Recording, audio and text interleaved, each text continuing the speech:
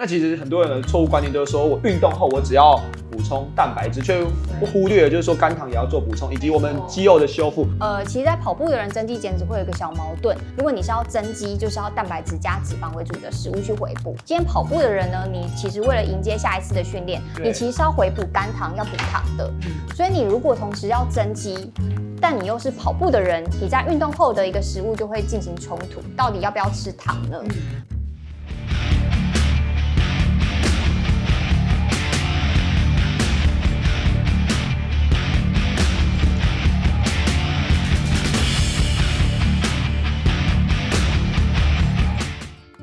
嗨，大家好，我是光头神童，我们准备开工了。前阵子呢，因为受伤的关系，所以我在这个训练上比较吃紧。为什么？因为我的体重实在是变得比较重。那比以前重多少呢？大概约在10公斤上下。那现在呢，就是我希望可以透过训练的时候，逐渐的让我的体重恢复到我原来的样子。那怎么样呢？在训练当中，同时的增肌又来减脂呢？那我们今天就要邀请到我们的百岳跑者营养师 Lexi。Hello， 大家好，我是营养师 Lexi， 也可以叫我怡珍。那我现在任职于好时刻，那之前曾经帮过上百个人减重，现在也已经参加过就是10几场的一个半马了。然后所以这样相信在运动还有减重的过程当中，都可以帮助大家很多哦。那 Lexi， 我想问一下，就是我刚刚有提到的，就是说我们到底如何在这个运动的过程中，或是在日常生活中，如何去安排这个增肌减脂这件事，尤其是对于上班族又外食的，我相信这应该是一件不容易的事情。在外食跟运动的过程当中，其实如果你又要减重的话，确实会碰到非常非常多的困难。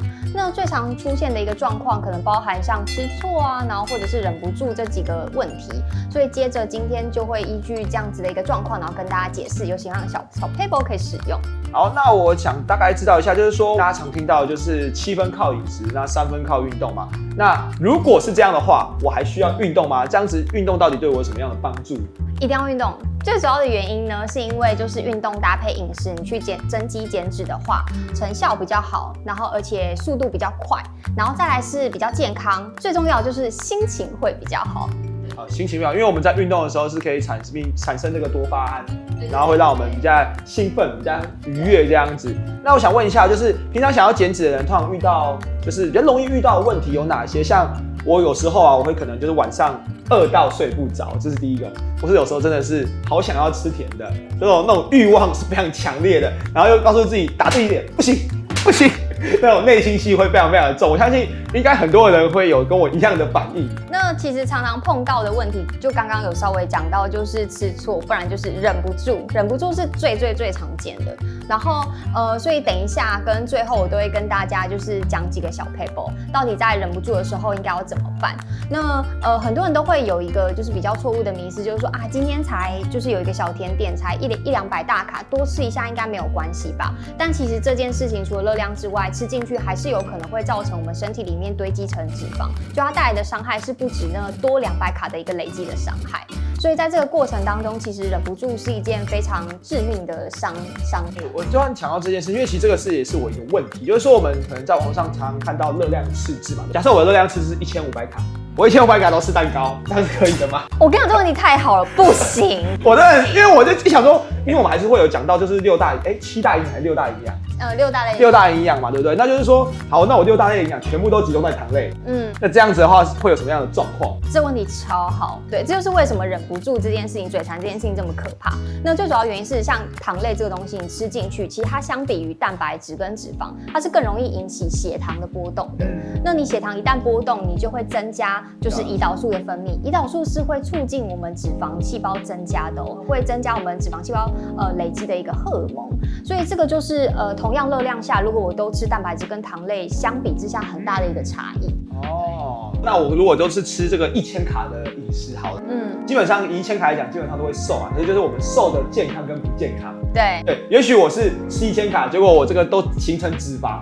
然后虽然体重变重，但可能我的肌肉量可能也下降了，那导致就是说我的身体是变成是一个不健康的一个状况。没错没错，就是有运动的同学想要增肌减脂，他们运动的前后要怎么吃，然后以及运动跟时间之间的搭配有没有什么要注意的？因为像我个人啊，就是吃这个咖喱饭，因为咖喱饭其实它油脂性是比较高的，那是不是我们在运动前的那个饮食上的选择，或是它的种类，可能是不是要去针对它去做调整，或是因为像咖喱是因为有香料嘛，对，香料会不会也影响到我们就是消化的一个问题？因为其实在运动前的食物的选择啊，大概就是时间，然后跟营养的一个比例要去注意。因为咖喱饭它其实是淀粉相对高，然后里面又会掺杂一些添加物，所以就会容易让我们的肠胃有一些状况，就比如说打嗝啊，然后或者产气等等的时间出现。然后像一般运动前，如果你是真的要跑步的话，尽量拉到1.5到2个小时之前吃完一个正餐。对，那如果你今天真的是来不及，那就吃一点，比如说像预饭团这种小东西的话，你就可以拉到0.5到1个小时之前吃，这是时间的一个建议。那再来就是食物的成分上，就会建议说，以糖类为主，因为等一下你就要马上去运动，然后消耗我们的糖分了嘛。然后再来是就是蛋白质跟脂肪为辅，那脂肪最好越少越好，因为脂肪它是会延长我们消化时间的，所以有可能会让你在就是运动过程当中是比较不舒服的。就是我们其实运动有分低强度跟高强度，那我们简单来划分就是有氧跟无氧好的。比如说我今天是慢跑，或者是我今天是跑间歇跑。相对如果我是间歇跑的强度比较强，我的糖类燃烧会比较高，那我需要再更提前把我的饮食去做比较多的补充，让我的在训练的时候是糖分是比较高，是比较有力去做比较高强度的训练嘛。会需要，除了在运动前之外，你其实经过一些比较高强度，在运动后，你其实也要在糖类跟热量上面补比较多。因为你等于要把你的肝糖回补回去，你才可以迎接下一次的训练。那其实很多人的错误观念都是说，我运动后我只要补充蛋白质，却忽略了就是说肝糖也要做补充，以及我们肌肉的修复。因为大家都想说，那我运动后我为了要减脂，那其实你在减脂的过程是不是就是说只吃蛋白质其实不够的？对，这个刚好又讲到另外很重要的问题，就是其实，在跑步的人增肌减脂会有一个小矛盾。第一个就是说，其实一般增肌减脂，我们确实在运动后减脂的人是要以蛋白质为主的。如果你是要增肌，就是要蛋白质加脂肪为主的食物去回补。可是它就矛盾咯，今天跑步的人呢，你其实为了迎接下一次的训练，你其实是要回补肝糖，要补糖的。所以你如果同时要增肌，但你又是跑步的人，你在运动后的一个食物就会进行冲突，到底要不要吃糖呢？跑步的人呢，其实你在增肌减脂的一个安排上是要配合你的一个课表的。对。那比如说这个课表可能是有低强度、中强度、高强度来去做转换搭配嘛？对，这是一种。另外一种是，就是通常我们在准备一个长期的赛事的时候，会拉到譬如说3个月、4、5个月以前嘛。其实你的减重计划要配合这样子的一个长期的计划。例如说，你的减重其实是不适合在赛前2、3个月去进行。对，因为赛前2、3个月通常是我们已经进入到比赛比较强化高峰的一个阶段。对。所以其实包含我自己也不敢在那个时候做太多的身体变化。对，激烈的增肌减，那时候可能比较适合进行比较缓和，然后或者是说增肌就好这样子。你真的要强烈去减5到10公斤，可能要再往前拉一点。各位跑友听到没有？所以我们讲晴天打伞，未雨绸缪，就是在讲这一个，不要到了比赛前就是临时抱佛脚。对。我们要怎么评估说真的自己吃饱？因为有时候我可能觉得我饱了，然后就过一阵子又饿了，怎么会这样？这是大脑的一个什么样的反应？我要怎么去拿捏这个分寸？这个的话，就是我会建议你其实自己不要想去分辨了，因为你通常嘴馋想吃东西的时候，你就会找各式各样的一个理由去塞进你自己脑子里，然后想要吃东西。但我会建议反而是用另外一种方法，是你事先准备好嘴馋你可以吃的东西是什么。你不管你不要再去想分辨你到底是肚子饿还是嘴馋，你就是凡是想要吃东西你就吃那个。例如毛豆好了，你就把它冰在冰箱。然后或者是豆浆，其实我也觉得它是一个很好的方式，因为我家就常常会冰一罐无糖豆浆。是我其实晚上也会嘴馋，我会先喝豆浆。就是抑制，就是我想要吃甜点。对，然后有的时候我就是喝了，就是大概半杯，我就不饿了，然后我就发现我只是嘴馋。这是一个好方法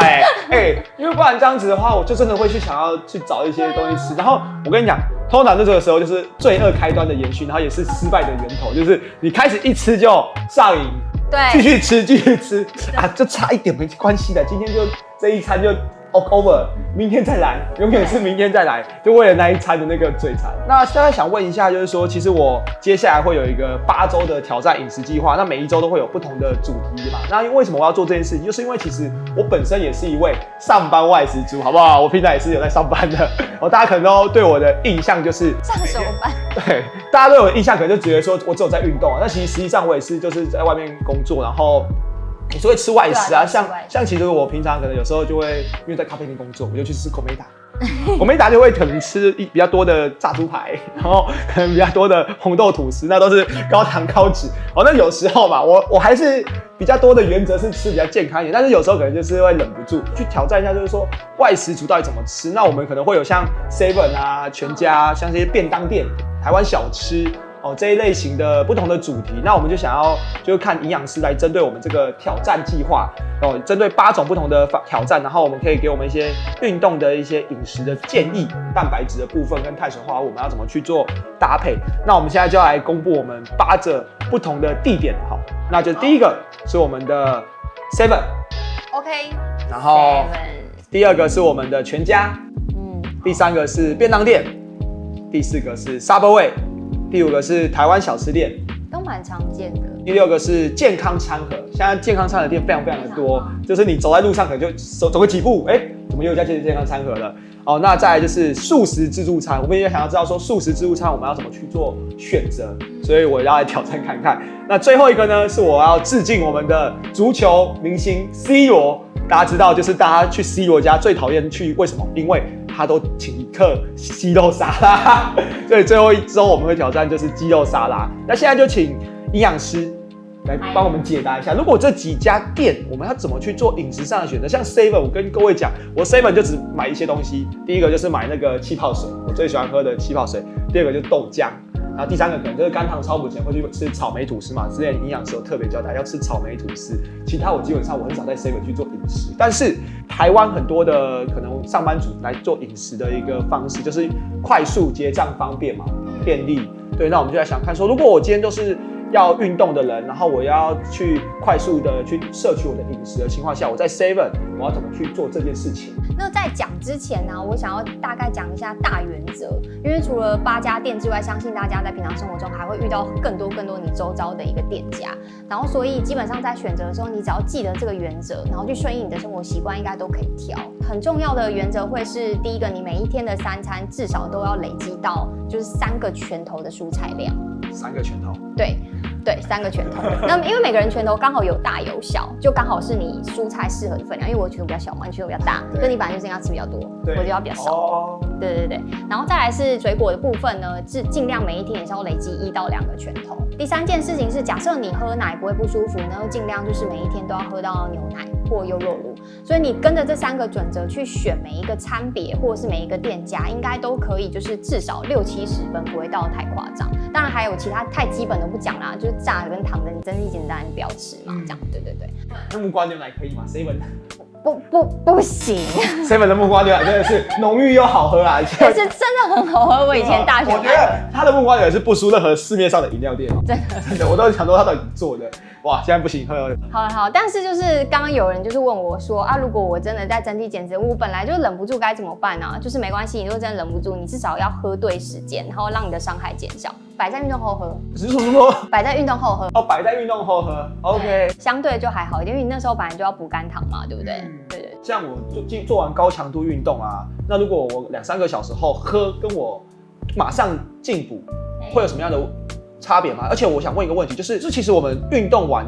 的当下，我们大部分的血液都是在我们的肌肉组织，那我是不是需要休息一下再进食？会对于我的肠胃的负担会比较少一点，因为其实大家会发现，就是说运动完可能肚子会不舒服。我们在运动的时候，血液大部分都是在我们的肌肉组织跟大脑嘛。那其实肠胃型那个时候是消化功能相对是比较弱的。那是不是在这一点上，我们可能也要给大家有一点，就是可能比较清楚的一些建议值啊？这问题蛮好的，就是也是蛮常碰到。像我自己，如果我在跑很激烈或太热的时候，其实也会觉得不想吃东西，然后或者是喝了会觉得不舒服，这样只想喝冰水。那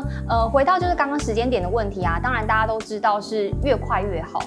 可是今天这个我们要回到就是一点实验数据跟学理的部分。其实啊，如果你不是一个每一天都需要训练的人，那你在运动当下如果拖到半小时、1小时，甚至是2小时后，你再回补那个肝糖的一个速度，其实是也都还可以接受的。除非你是每一天的训练都是很扎实，都是有排课表的，那你就当然在越快喝越好。因为当我的糖类就是回补的越快，其实就像你讲的，血液其实是进到肌肉里面，所以它是回补可以越快的这样子。如果你是本身比较有规律性在做运动的人，可能就希望你怎么样，赶快去做补充，让你的营养赶快进入到你的身体去做吸收。可如果你是3餐，就是可能1个礼拜只动1-2天的，那你就可以晚一点再吃也没关系。对，而且像有的时候我的运动后是直接会接着1餐，就还好，就是不会去拖到那么久的时间，我就以把那一餐当做运动后补充就好了，这样。